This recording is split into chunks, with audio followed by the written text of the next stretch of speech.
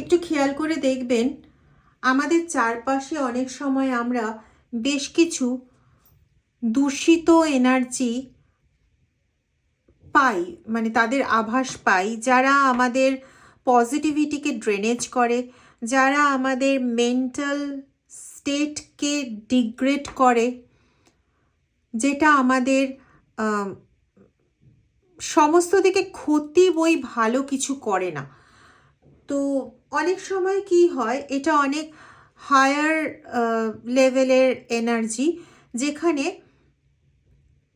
ঈশ্বর, ইউনিভার্স, কৃষ্ণ, মহাদেব, আল্লাহ, যিশু, যাই বলুন না কেন, তিনি না নিজের হাতে এই সমস্ত দূষিত এনার্জিগুলোকে একটা একটা করে আমাদের জীবন থেকে সরিয়ে দেন।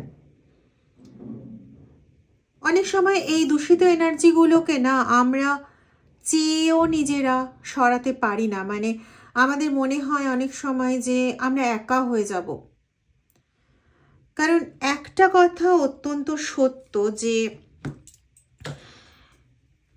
এনার্জি পজিটিভ হোক অর নেগেটিভ হোক, যতক্ষণ না আমাদের সারাউন্ডিংসে এসে পৌঁছচ্ছে ততক্ষণ ওই এনার্জির সঙ্গে আমাদের এনার্জির কোনো রকম ইন্টারাকশন হয় না।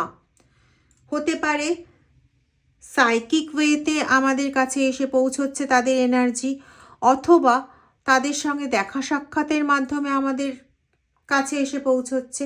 এবার এই দেখা সাক্ষাৎ অনেক রকমের হতে পারে, যারা পরিবারে বাস করে এরকম হতে পারে, যাদের সঙ্গে আমাদের প্রতিনিয়ত কমিউনিকেশন হয় এরকম হতে পারে, বা যাদের সঙ্গে আমাদের মাঝামাঝি কমিউনিকেশন হয়, কিন্তু যখনই কমিউনিকেশন হয় আমরা মেন্টালি অ্যাটাচড হয়ে যাই।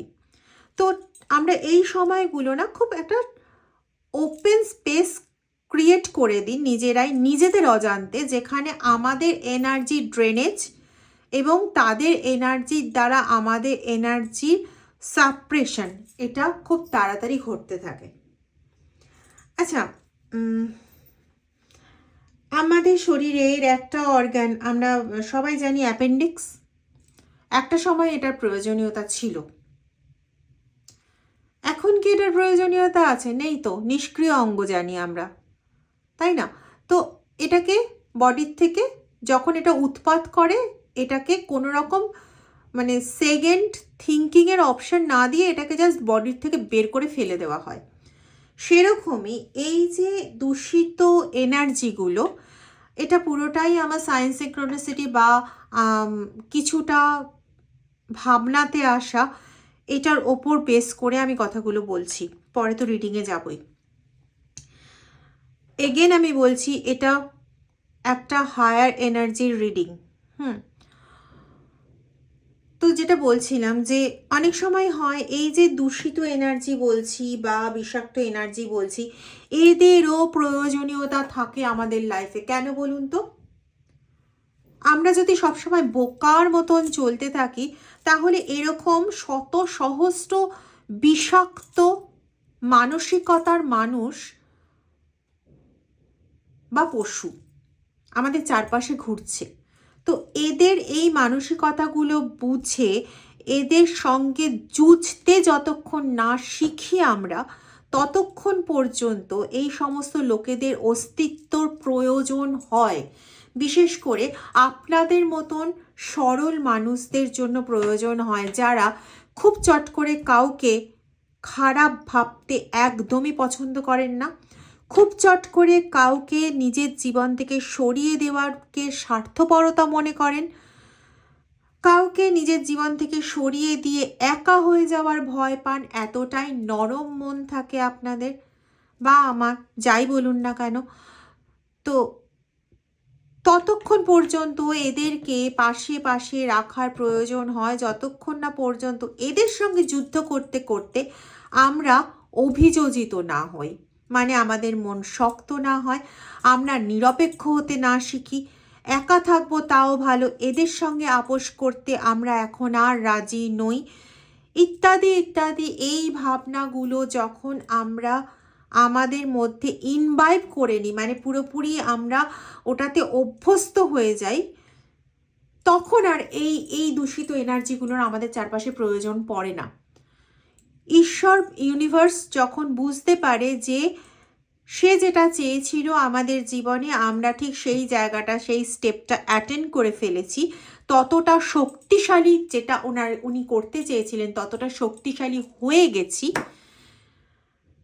তখন উনি নিজে হাতে করে এদেরকে সরিয়ে দেন। ঠিক এমনই কিছু একটা এনার্জি আজকের রিডিংয়ে উপস্থিত। প্লিজ তোমরা সবাই আজকের এই এনার্জির সঙ্গে কানেক্ট করো। দেখবে আমি খুব কম ভিডিওতে এই কথাটা বলি, আজকে বলছি। তোমরা নিজেরা এনার্জির সঙ্গে কানেক্টেড হলেই বুঝতে পারবে কেন বলছি। তোমরা নিজেরাই তখন বলবে কি প্রয়োজনীয়তা ছিল। দ্বিতীয়, কিছু কিছু সাইন প্রয়োজনীয়, যেমন তার মধ্যে একটা, তোমরা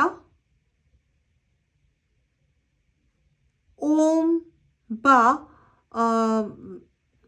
বেল মানে ঘন্টা এরকম জাতীয় কোনো পবিত্র আওয়াজ মাঝে মাঝে শুনতে পাও। রোজ বলছি না, কিন্তু খেয়াল করবে ভালো করে, মাঝে মাঝে শুনতে পাও, অথচ অ্যাকচুয়ালি সেই আওয়াজের এক্সিস্টেন্স পার্থিব দুনিয়ায় থাকে না।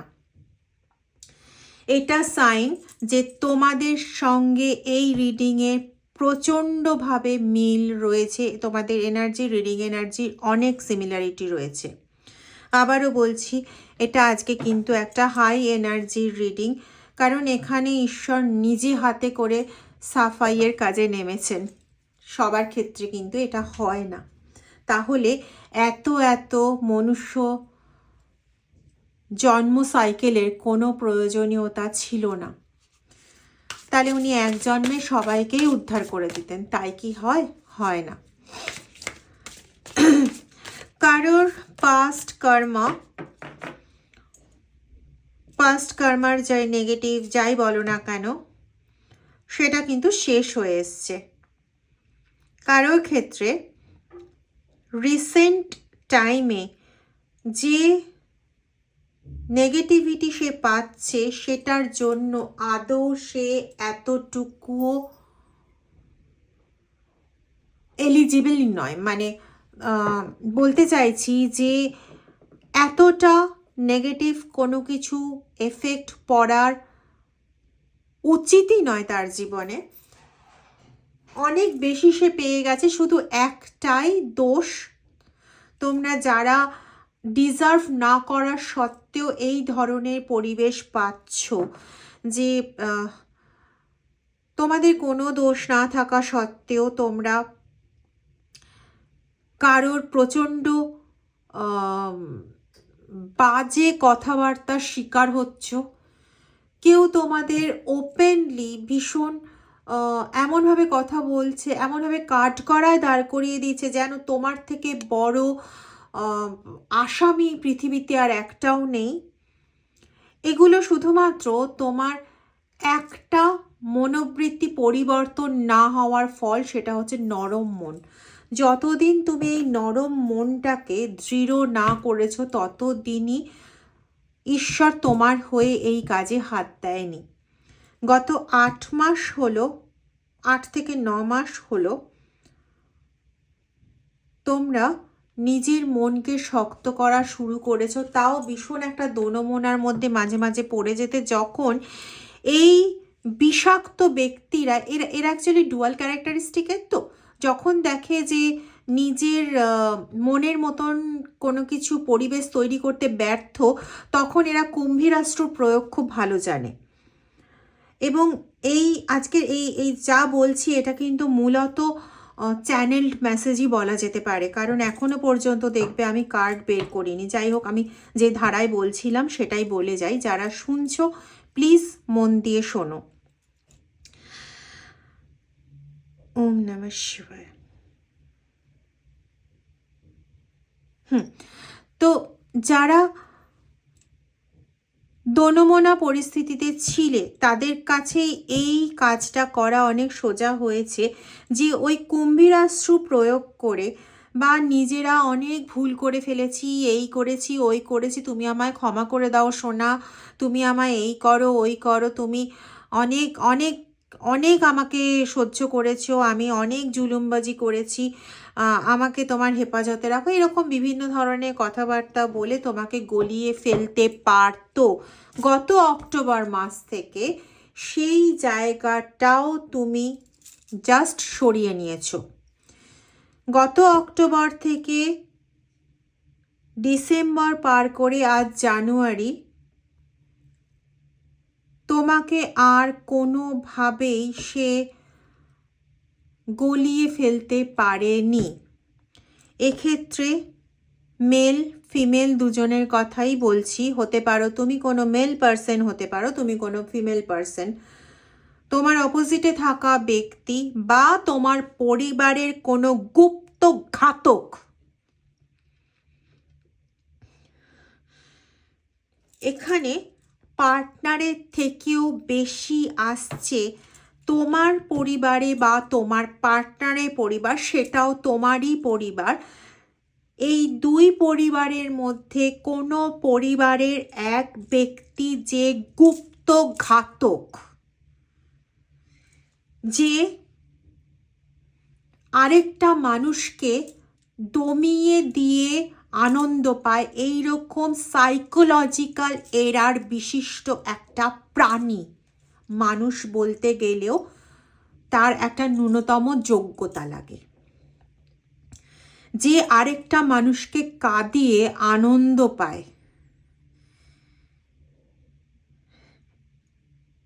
এই মানুষটা এর আর কোনো প্রয়োজনীয়তা নেই। এদেরকে সরিয়ে দিলে তবে তোমার জীবনে যেগুলো ভালো আসতে চলেছে বা তোমার জীবনে যে পরিবর্তনগুলো ইউনিভার্স নিয়ে আসতে চলেছে, এদেরকে সরিয়ে সেই পরিবর্তনগুলো কি কি সেটা একটু দেখে নেব। আগেই বলি, রিডিংটা টাইমলেস, রিডিংটা সমস্ত ধরনের মানুষের জন্য। যতটা ম্যাচ করবে নেবে, বাকিটা অন্যদের জন্য ছেড়ে দেবে। কিন্তু এই রিডিংটা আগাগোড়াই তোমাদের সঙ্গে ম্যাচ করে যাবে প্রায় 99%। কিছু মানুষের ক্ষেত্রে অবশ্যই থাকবে, বললাম না এটা প্রচণ্ড হায়ার শেলফের এনার্জি, তো কিছু মানুষের ক্ষেত্রে অবশ্যই থাকবে যেখানে 100% মিলে যাবে।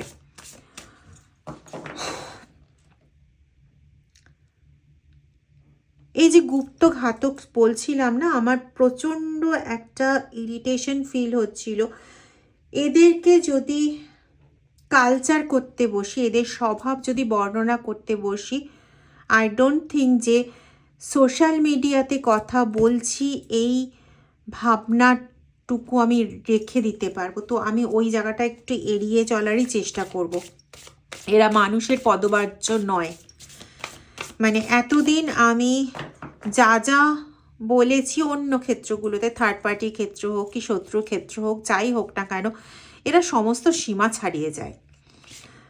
আমাদের আমাদের আমাদের বডির মধ্যে কিছু পরজীবী বাস করে, জানেন তো, যারা কিন্তু আমাদের জন্য প্রয়োজনীয়, কিন্তু এরা আমাদের জন্য প্রয়োজনীয় না। ওই যে কিছু পরজীবী উদ্ভিদের কথা শুনেছেন তো, যারা যে উদ্ভিদের ওপর বাস করে সেই উদ্ভিদের থেকে রস শোষণ করে নিয়ে বাঁচে, আর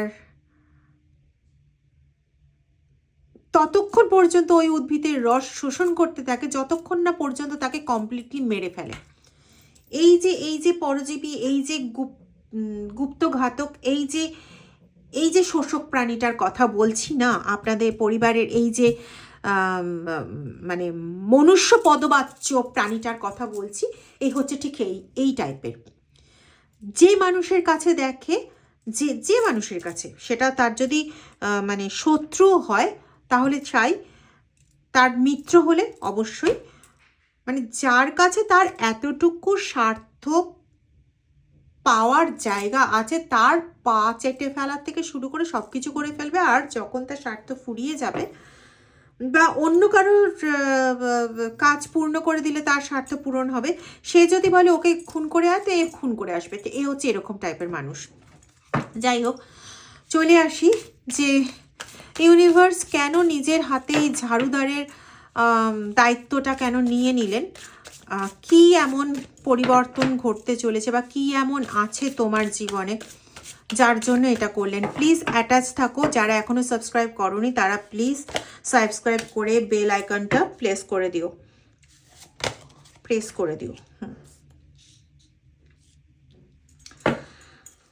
তোমাদের জ্ঞান, তোমাদের ইমাজিনেশন পাওয়ার অনেক বেশি হায়ার এনার্জিতে অলরেডি চলে গেছে, এবং এটাকে উনি আরও এমন একটা জায়গায় এবার নিয়ে যাচ্ছেন, তোমাদের ইন্টেনশনটাকে এমন একটা ফেজে নিয়ে যাচ্ছেন যেখানে স্বয়ং ঈশ্বরের বার্তা তোমার বার্তার মধ্যে কোনো পার্থক্য থাকবে না। ওম নমঃ শিবায়।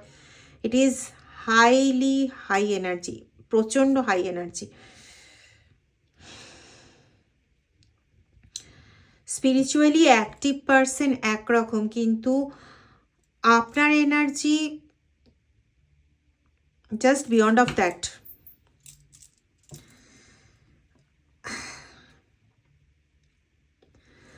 মানে এরকম এনার্জি আপনি চাইলে এই মুহূর্তে বসে আপনি কয়েক মিনিটের মধ্যে আপনার ঈশ্বরের সঙ্গে সংযুক্ত হতে পারেন, এতটাই সিগনিফিকেন্ট এনার্জি আপনার। Too good. দেখে নেব আর কি আসছে। মোটিভেশন। ওহো, আপনাকে তার মানে নিযুক্ত করেছিলেন, মানে আপনাকে পৃথিবীতে আনাই হয়েছিল আরও 5টা মানুষকে মোটিভেট করার জন্য, আরও 5টা মানুষকে নার্চার করার জন্য।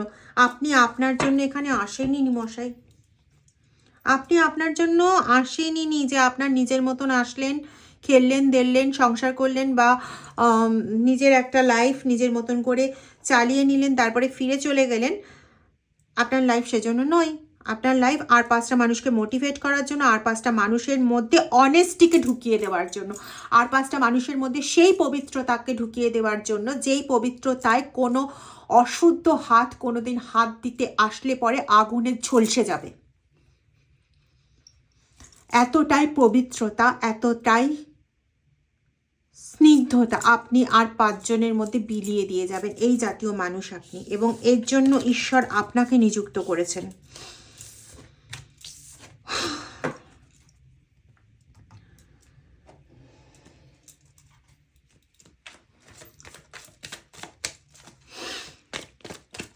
Hats off to you. Hats off to you.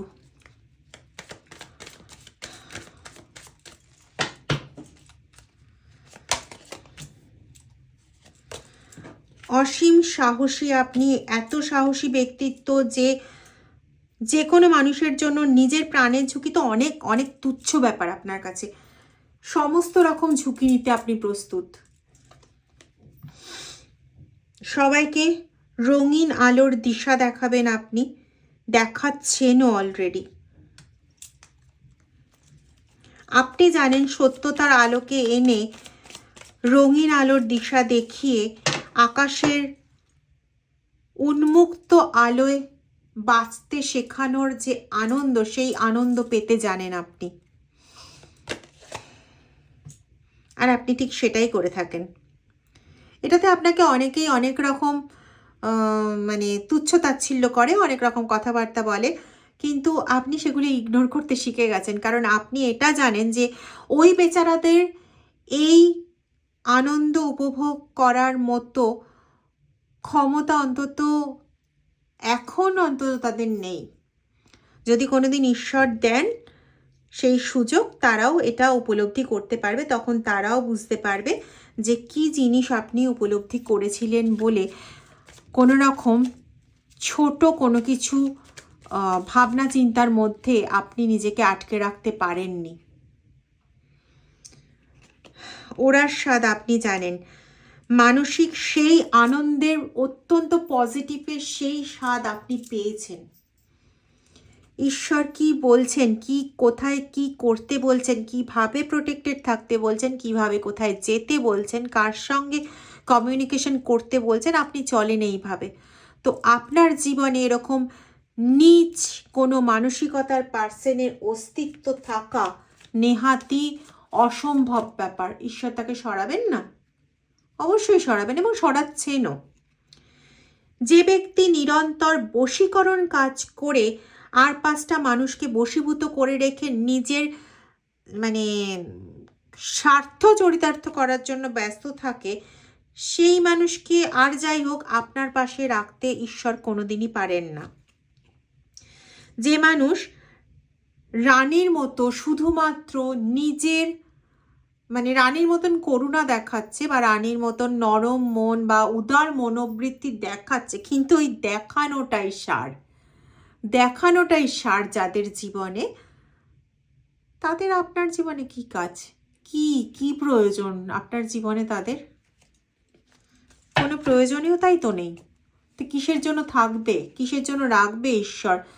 Actually তো তারা এইরকম কুইন দেখানো তো সোজা, কিন্তু আসলে তো ডাকাত, আসলে তো সেই মানে জাগতিক, আমার জাস্ট ওয়ার্ড আসছে না,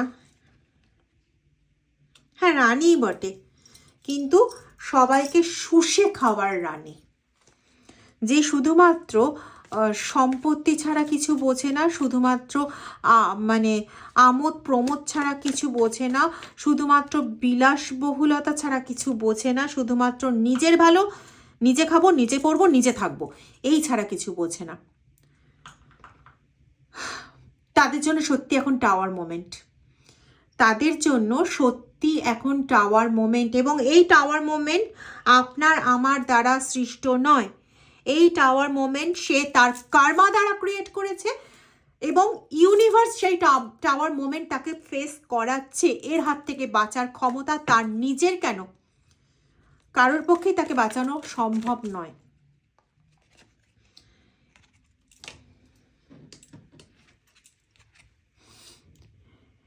এরকম কার্য যে করতে পারে অনেককাল ধরেই করেছে, তখন মানুষজন ভেবেছে যে কবে এসবের শেষ হবে, কবে এসবের শেষ হবে। দেখো এসবের অন্ত এসে উপস্থিত, খুব শিগগিরই এদের অন্ত্যেষ্টিক্রিয়ার অন্তঃকাজ শুরু হতে চলেছে। টাওয়ার মোমেন্ট চলে এসছে, কর্মা তাদের জীবনে আসতে চলেছে, কর্মা তাদেরকে ফেস করতেই হবে, কিচ্ছু করার নেই, কিচ্ছু করার নেই। যে জাগতিক মোহতে আবদ্ধ হয়ে তারা এতদিন সকলের ওপর নারকীয় কাণ্ড ঘটিয়ে গেছে, সেই জাগতিক জিনিসই ওদের এবার পিষে পিষে মারবে, পিষে পিষে। সরি, ক্ষমা করবেন আমাকে।